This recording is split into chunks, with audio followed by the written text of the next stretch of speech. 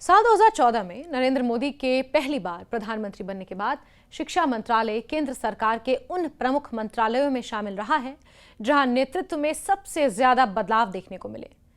इस अवधि में स्मृति ईरानी, प्रकाश जावड़ेकर, रमेश पोखरियाल निशंक और धर्मेंद्र प्रधान ने मंत्रालय की कमान संभाली। हाल ही में केंद्रीय शिक्षा मंत्री रहे धर्मेंद्र प्रधान के इस्तीफे के बाद अब एक बार फिर यह सवाल उठने लगा है कि आखिर शिक्षा मंत्रालय में स्थिर नेतृत्व क्यों नहीं बन पाया।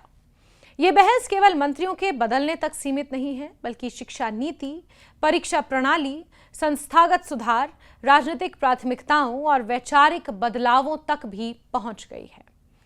हालिया घटनाक्रम की शुरुआत नीट यूजी परीक्षा में पेपर लीक और अनियमितताओं के आरोपों से हुई।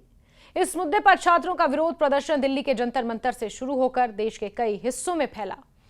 आंदोलन के दौरान शिक्षा प्रणाली की पारदर्शिता, जवाबदेही और शिक्षा व्यवस्था में सुधार की मांग प्रमुख रही। विरोध के बीच केंद्रीय शिक्षा मंत्री रहे धर्मेंद्र प्रधान पर इस्तीफे का दबाव बढ़ा और अंततः उन्होंने अपना पद छोड़ दिया। इसके बाद शिक्षा मंत्रालय के नेतृत्व और पिछले एक दशक की नीतियों पर व्यापक चर्चा, बहस शुरू हो गई है। मोदी सरकार के लगभग 12 वर्ष के कार्यकाल में शिक्षा मंत्रालय एक ऐसा प्रमुख विभाग रहा जहां 4 अलग अलग मंत्रियों ने जिम्मेदारी संभाली। इसके विपरीत गृह, वित्त, रक्षा, विदेश और स्वास्थ्य जैसे अहम मंत्रालयों में अपेक्षाकृत स्थिरता देखने को मिली। यही कारण है कि शिक्षा मंत्रालय में लगातार हुए बदलावों को केवल प्रशासनिक फेरबदल नहीं, बल्कि व्यापक राजनीति और नीतिगत संदर्भ में भी देखा जा रहा है। मोदी सरकार के पहले कार्यकाल में स्मृति ईरानी को तत्कालीन मानव संसाधन विकास मंत्रालय की जिम्मेदारी दी गई। उस समय उनकी नियुक्ति को लेकर राजनीतिक बहस भी हुई, क्योंकि उनकी शैक्षणिक योग्यता को विपक्ष ने मुद्दा बनाया था। हालांकि सरकार ने उनका बचाव करते हुए कहा कि नेतृत्व क्षमता केवल डिग्री से तय नहीं होती। स्मृति ईरानी के कार्यकाल में नई शिक्षा नीति पर प्रारंभिक स्तर पर काम शुरू हुआ। इसी दौरान उच्च शिक्षा संस्थानों से जुड़े कई विवाद भी सामने आए, जिनमें जवाहरलाल नेहरू विश्वविद्यालय विवाद, रोहित वेमुला की आत्महत्या का मामला, उनकी शैक्षणिक योग्यता को लेकर उठे प्रश्न प्रमुख रहे। इन घटनाओं के कारण उनका कार्यकाल लगातार राजनीतिक बहस के केंद्र में रहा। बाद में मंत्रिमंडल विस्तार के दौरान उन्हें शिक्षा मंत्रालय से हटाकर वस्त्र मंत्रालय की जिम्मेदारी दे दी गई। उसके बाद प्रकाश जावड़ेकर को शिक्षा मंत्रालय की कमान सौंपी गई। उन्हें कंपैरेटिवली शांत और संगठनात्मक शैली वाले नेता के रूप में देखा जाता था। उनके कार्यकाल में राष्ट्रीय परीक्षा एजेंसी की स्थापना हुई, जिसे प्रतियोगी परीक्षाओं को अधिक व्यवस्थित और पारदर्शी बनाने की दिशा में महत्वपूर्ण कदम माना गया। इसी अवधि में इंस्टीट्यूट ऑफ एमिनेंस जैसी पहल भी शुरू की गई। हालांकि उनके कार्यकाल में भी विवाद कम नहीं रहे।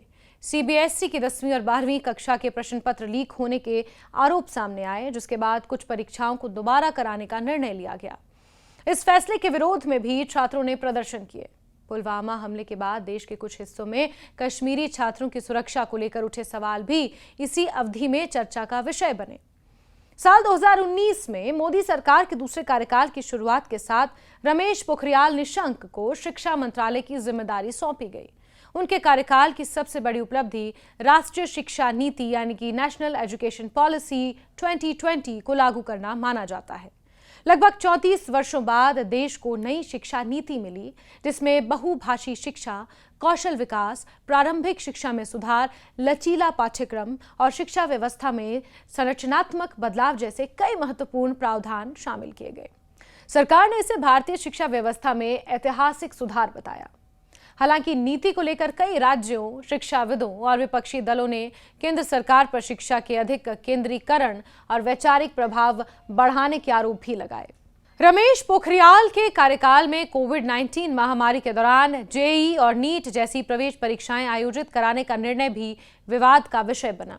बड़ी संख्या में छात्रों और अभिभावकों ने महामारी के बीच परीक्षा कराने पर आपत्ति जताई और मामला न्यायालय तक पहुंचा। अंततः सर्वोच्च न्यायालय के फैसले के बाद परीक्षाएं आयोजित की गईं, लेकिन बड़ी संख्या में छात्र परीक्षा केंद्रों तक पहुंच नहीं पाए, जिससे सरकार की आलोचना हुई।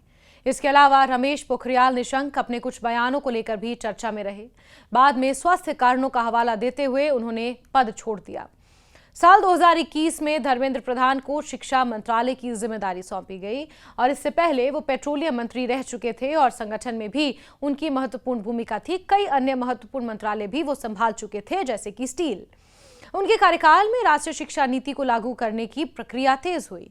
मातृभाषा में शिक्षा, भारतीय भाषाओं को बढ़ावा देने और नई शिक्षा नीति के विभिन्न प्रावधानों को लागू करने पर विशेष जोर दिया गया। हालांकि 3 भाषा फॉर्मूले को लेकर तमिलनाडु सरकार और केंद्र के बीच लंबे समय तक मतभेद बने रहे। राज्य सरकार ने इस नीति को हिंदी थोपने की कोशिश बताया, जबकि केंद्र सरकार का कहना था कि इसका उद्देश्य भाषाई विविधता को बढ़ावा देना है। धर्मेंद्र प्रधान के कार्यकाल का सबसे बड़ा विवाद नीट यूजी परीक्षा में पेपर लीक और परीक्षा प्रणाली में अनियमितताओं का रहा। इस मामले ने राष्ट्रीय स्तर पर छात्रों के व्यापक विरोध को जन्म दिया। परीक्षा प्रणाली की विश्वसनीयता, नेशनल टेस्टिंग एजेंसी की कार्यप्रणाली और शिक्षा मंत्रालय की जवाबदेही पर गंभीर सवाल उठे। लंबे समय तक चले आंदोलन और राजनीतिक दबाव के बाद उन्होंने अपने पद से इस्तीफा दिया। इसके साथ ही वो भी उन शिक्षा मंत्रियों की सूची में शामिल हो गए जिनका कार्यकाल विवादों के बीच ही खत्म हुआ। शिक्षा मंत्रालय में लगातार बदलावों को लेकर राजनीतिक विश्लेषकों की अलग अलग राय है।